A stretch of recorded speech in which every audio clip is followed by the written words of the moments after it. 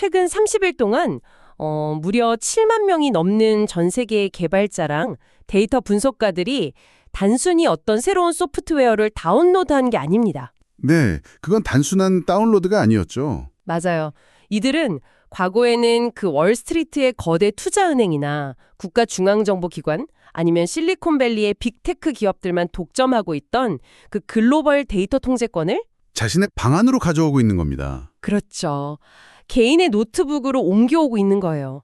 지금 이 방송을 듣고 계신 여러분이라면 분명히 최신 기술 트렌드 최전선에 관심이 많으실 텐데 오늘 우리가 다룰 세 가지 오픈소스 프로젝트는 단순히 유용한 도구를 넘어서서 일종의 권력 이동을 보여주는 생생한 증거들입니다. 사실 정보가 곧 권력이라는 말을 너무 오래된 격언이잖아요.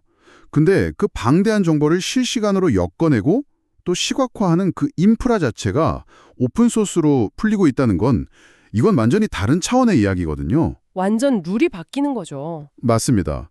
지금까지는 데이터를 무조건 많이 모으는 기업이 승자였다면 이제는 누구나 접근할 수 있는 오픈 데이터를 누가 더 빠르고 정확하게 맥락화하느냐 이 싸움으로 게임의 룰이 완전히 바뀌고 있는 겁니다. 자, 그럼 본격적으로 파헤쳐 볼까요? 오늘 우리의 목표는 코딩 환경의 룰을 깨고 있는 클라우드 컨텍스트, 그리고 금융 데이터 분석의 판도를 뒤집는 핀셉 터미널, 마지막으로 전 세계의 지정학적 흐름을 실시간으로 추적하는 월드 모니터, 이 세 가지 프로젝트의 겉포장을 한 겹씩 벗겨내는 겁니다. 네, 아주 흥미로운 조합이네요. 네요. 어쨌든 소프트웨어 개발 자체가 이 모든 기술 혁신의 뼈대니까요. 좋습니다. 타입스크립트로 작성된 질리즈 테크 클라우드 컨텍스트 프로젝트입니다. 이 리포지토리는 이미 7,200개가 넘는 기터브 스타를 받았어요. 엄청난 속도죠. 진짜 엄청나요. 프로젝트 설명을 보면 그 AI 코딩 에이전트인 클로드 코드를 위한 코드 검색 MCP라고 되어 있고 전체 코드 베이스를 코딩 에이전트의 컨텍스트로 만들어준다. 이렇게 쓰여 있거든요. 네네, 그렇게 명시되어 있죠. 근데 여기서 제가 약간 반론이랄까? 의문이 좀 듭니다. 상용 서비스의 코드 베이스면 보통 몇만 줄, 몇십만 줄은 가볍게 넘어가잖아요. 아, 그렇죠. 대형 프로젝트면 100만 줄 단위도 우습죠. 흑하요. 이걸 통째로 LLM에 밀어 넣는다는 게 이게 말이 되나요? 당장 토큰 제한에 걸려서 시스템이 멈추거나 아니면 질문 한 번 할 때마다 API 호출 비용이 수만 원씩 깨지는 거 아닌가 이런 생각이 들거든요. 아주 정확합니다. 기술적으로 아주 핵심적인 병목을 딱 짚어주셨어요. 만약에 그 전체 코드를 그냥 복사해서 프롬프트에 텍스트로 무식하게 밀어넣는 방식이었다면 아무도 이 프로젝트를 쓰지 않았을 겁니다. 그쵸. 파산하겠죠. 네, 여기서 우리가 주목해야 할 기술적 메커니즘이 바로 아까 설명서에 언급된 MCP, 즉 모델 컨텍스트 프로토콜입니다. 이건 AI한테 모든 데이터를 그냥 다운로드 해주는 게 아니라 AI가 로컬 환경의 코드 베이스랑 실시간으로 통신할 수 있는 일종의 표준화된 검색 인터페이스를 AI 손에 쥐어주는 방식인 거예요. 검색 인터페이스요? 그러니까 AI가 내 컴퓨터에 있는 코드를 처음부터 끝까지 다 읽고 있는 게 아니라 필요할 때마다 특정 부분을 찾아볼 수 있는 약간 스마트한 사서 역할을 한다는 건가요? 오히려 AI 자신이 사서한테 가서 대화하는 구조에 가깝다고 보시면 됩니다. 예전에 AI 코딩 도구들은 우리가 이 로그인 함수 좀 고쳐줘 이러면 딱 그 함수가 있는 단일 파일 하나만 쳐다봤거든요. 맞아요. 딱 그것만 보죠. 네, 그러니까 이 변수를 바꿨을 때 저기 다른 폴더에 있는 데이터베이스 연결 모듈이 깨질지 안 깨질지 이걸 알 방법이 전혀 없었던 겁니다. 맥락이 없으니까요. 그렇죠. 하지만 클라우드 컨텍스트가 적용된 환경에서는 다릅니다. AI가 먼저 로컬 시스템에 물어보는 거예요.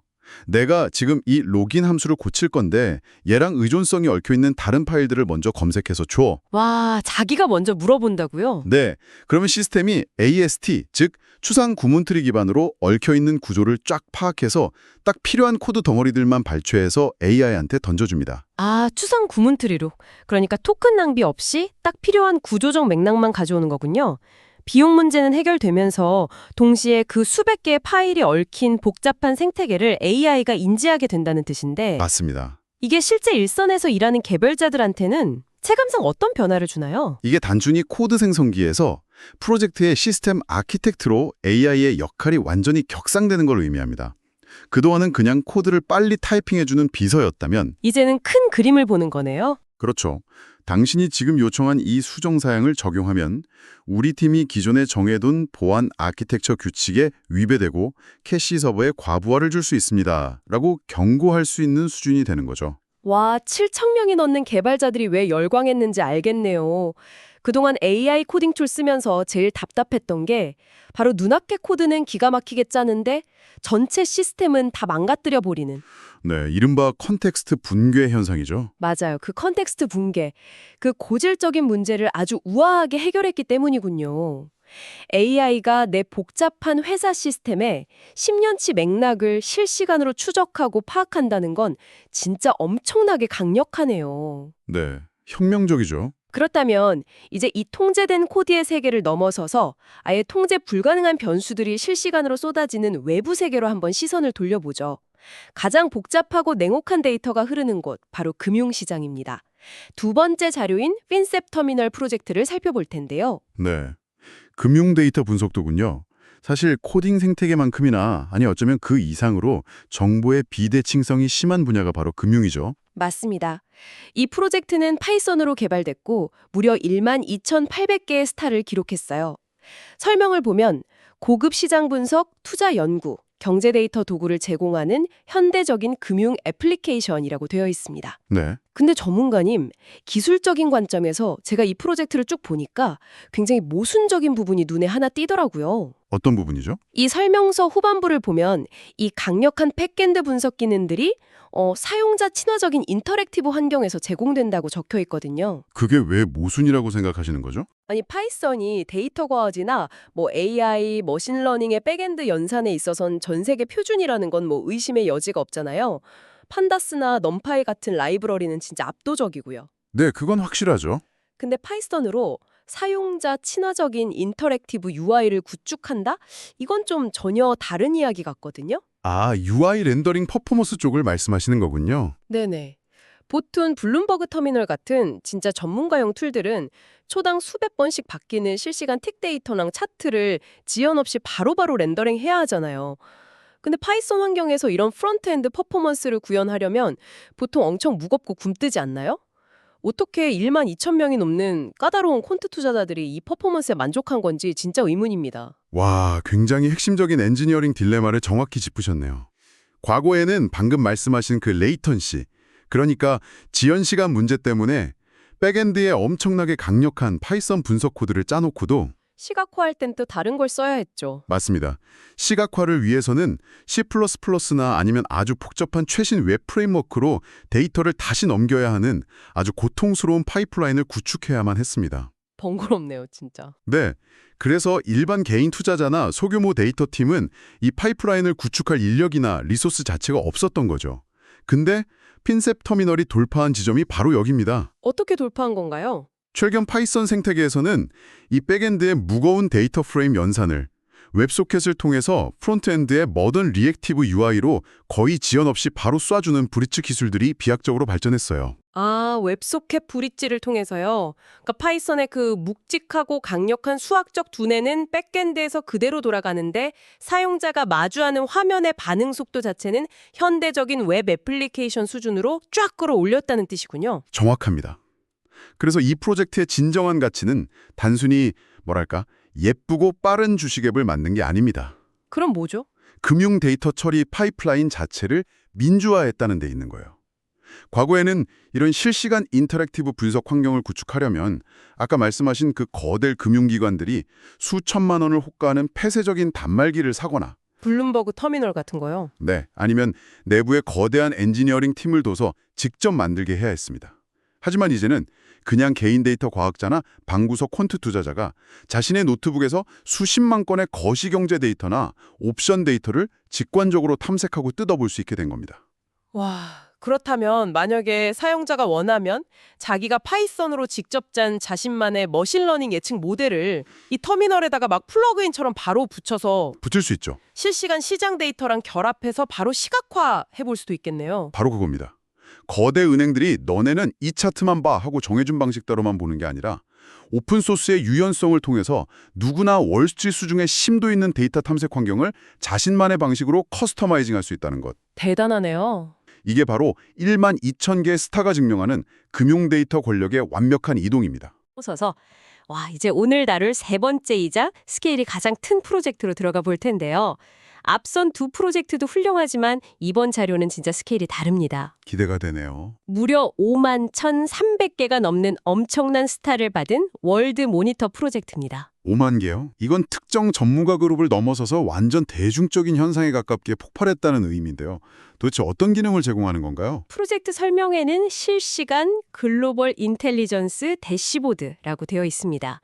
이것도 타입스크립트 기반이고요. AI 기반의 뉴스 집계, 국가 간 지정학적 모니터링, 실시간 인프라 추적 기능들을 전부 통합된 상황 인식 인터페이스로 묶어서 제공한대요. 통합 상황 인식 인터페이스라. 네, 저는 이 설명을 딱 읽으면서 마치 그 첩보 영화나 SF 영화 보면 벽면 전체가 막 스크린으로 덮여 있는 국가 위기관리센터의 메인 화면 있잖아요. 아, 그 실드 본부 같은 거요? 네네, 딱 그런 압도적인 상황판이 떠올랐거든요. 시각적으로는 분명히 그런 거대한 대시보드 형태를 띠고 있겠군요. 그런데 솔직히 말해서 저는 약간 회의적인 생각도 드는 게 요즘 사실 AI가 글로벌 뉴스 긁어 모아서 요약해주는 봇은 깃허브에 널리고 널렸거든요. 넘쳐나죠, 사실요. 게다가 중동 정세 변화, 항만 파업, 에너지 이슈 이런 것들은 이미 전 세계 언론사들이 하루에도 수십만 건씩 쏟아내고 있잖아요.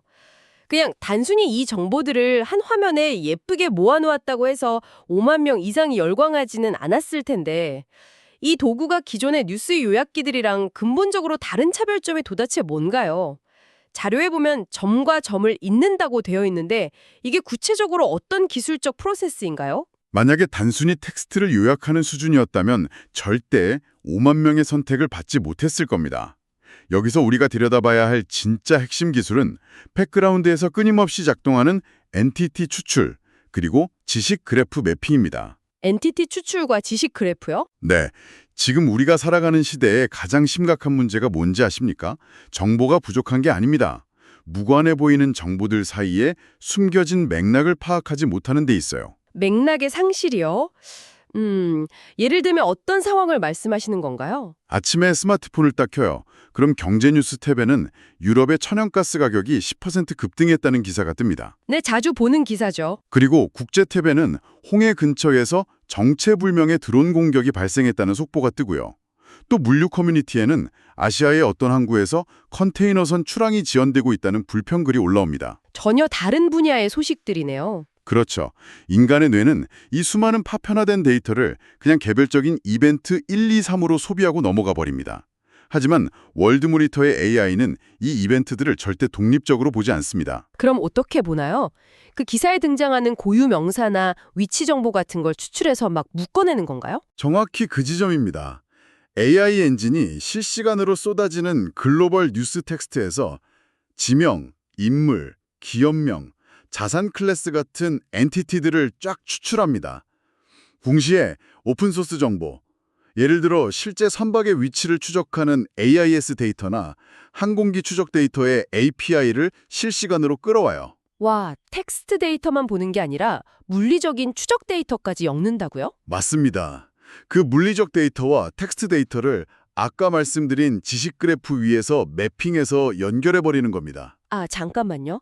그러니까 대시보드 화면상에서 홍해의 드론 공격 속보가 딱 뜨는 순간 그 뉴스와 관련된 해상 항로에 지금 현재 떠있는 주요 상선들의 물리적인 위치가 화면에 오버레이 되고 네, 지도 위에 바로 뜨겠죠. 그리고 그 배들이 싣고 있는 유럽행 천연가스 화물의 지연 확률이 계산돼서 이게 최종적으로 유가 차트의 변동성에 어떻게 영향을 미치는지 이게 하나의 시각적인 인과관계선으로 쫙 그려진다는 뜻인가요? 완벽하게 이해하셨네요. 그것이 바로 자료에서 말하는 상황인식이라는 단어의 진짜 의미입니다. 단편적인 데이터가 아니라 통찰력이 완전히 결합된 인텔리전스를 제공하는 거죠. 이건 진짜 소름 돋네요. 엄청난 정보의 과부하 속에서 사람들은 이제 그저 더 많은 뉴스를 원하는 게 아닙니다. 이 파편화된 사실들이 내 삶, 내 투자, 내 비즈니스에 어떤 연쇄 반응을 일으킬지 그 인과관계의 스레드를 시각화해 주기를 강력하게 갈망하고 있는 거예요. 51,000개의 GitHub 스타가 바로 그 갈망의 결과물이었군요. 네, 현대인들이 그 진짜 인텔리전스에 얼마나 목말라 있었는지를 증명하는 일종의 집단적 열광인 셈이죠. 와, 듣고 보니까 제 머릿속에 흩어져 있던 그 퍼즐 조각들이 확 맞춰지는 기분입니다. 처음에는 하나는 코딩, 두 번째는 금융, 세 번째는 글로벌 지정학, 완전 전혀 다른 분야의 자료들인 줄 알았거든요.